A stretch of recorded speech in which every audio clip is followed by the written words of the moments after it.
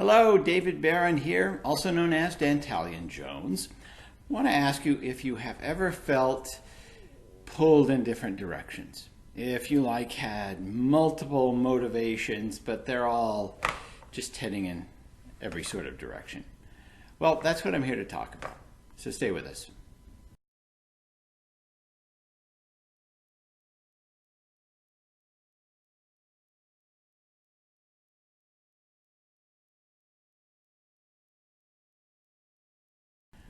A lot of you probably don't know this, but I have a strong interest in mathematics. Now, I'm not good at mathematics at all.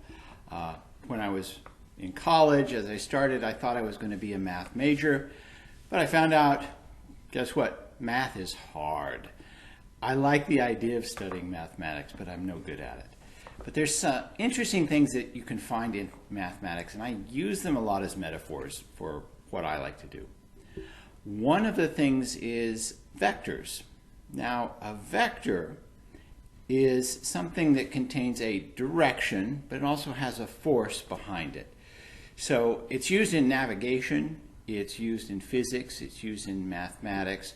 And when I think about those two qualities, it has a direction and it has a force behind it, that sounds a lot like motivation.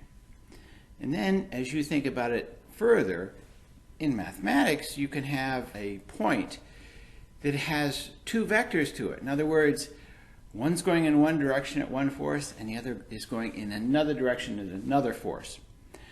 The end result is it doesn't go in either direction really well. Now it looks even and sounds even more like motivation. Because have you ever felt like you really want to do one thing, but you'd rather do something else?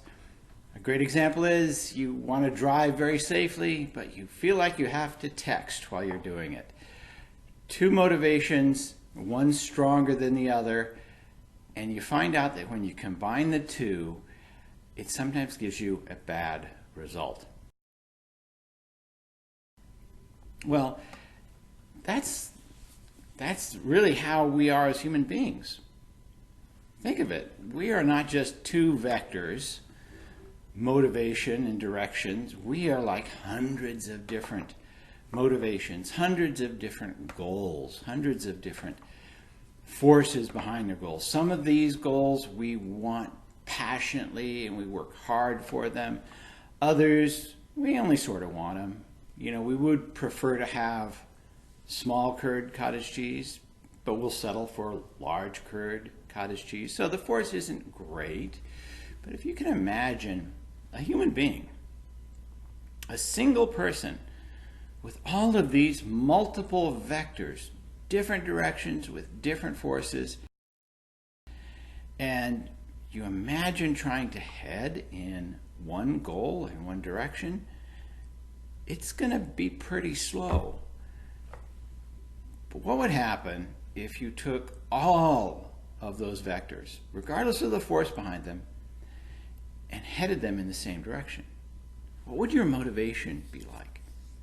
It would, in my mind, be as if every goal you had was to fulfill a greater purpose.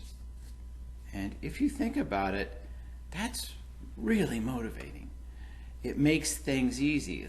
It's the thing that gets you up in the morning, because even though getting up you may have a little bit of motivation to stay sleeping, there's a bigger motivation that says, no, I'm moving you in this direction. Well, I've given this a lot of thought, and there have been times in my life where I have felt incredibly motivated, moving in a single direction, as if every part of me has been focused on this. And I've been indistractable. I just completely focused. And it took some time to analyze what that's like and imagine how I could sort of create it and recreate it in other people. Think of it this way. Think of an ideal goal, an objective, not just a single goal like I want to go to Paris or like I want to drive a Tesla. No, that's a goal. Think of your life as a direction. Your entire life is one huge, incredibly powerful vector. It's heading in one direction. It has a single force behind it. But inside, there are a bunch of smaller goals, smaller directions, and smaller forces at work that keep you in that direction. How do you get everything in life heading in one direction? Well, the first thing I think you do is you have to know where you're going. You have to have a direction, a purpose in life. It's not a goal, it's a direction. It's a way that you want to be. It's a way you want to move through the world. It's a way that you'll never perfect, but you'll always enjoy trying to perfect. That's the first thing you have to do, is you have to have a direction, a way that you want to live. The next thing is, it takes a lot more work, and that is you have to think every moment what this moment is going to do to help me to get in that direction. This can take a lot of brain power, but on the other hand, it doesn't really.